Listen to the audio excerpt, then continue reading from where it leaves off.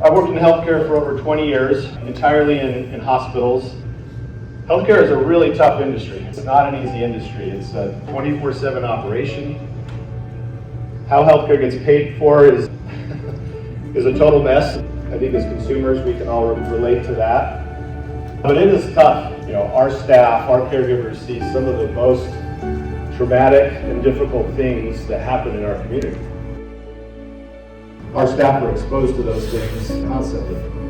In addition, they see some of the most challenging, things with mental illness that exist in our community.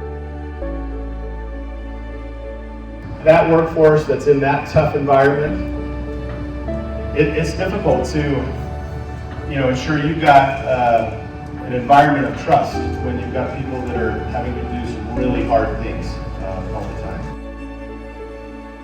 That there was a broken safety culture at NASA. That's a pretty big deal, right? I mean, if you're in the aerospace industry and safety isn't your number one priority, that's probably a big problem.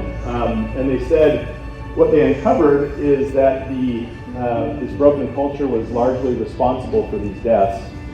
And they criticized the managers for being too complacent and too focused on things like deadlines and scheduling. And for us, healthcare is not too different from aerospace. We deal with people, at some of the most critical moments of their lives. Their entire safety is in our hands. And so we have these really important key moments where, we've got to make sure that we've got culture that is focused on trust and on safety and the ability to speak up. We want all of our caregivers to show up each day as a problem solver.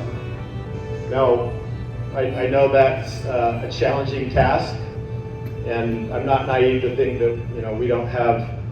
I used to have an employee I'd interact with, and he'd say, "Kyle, I just want to do my 8 and skate. I just want to show up, do my 8 hours, and be out of here." And we're obviously trying to create an environment where people, when they show up, they're engaged in the work they're doing. The most powerful leadership tool you have is your own personal example.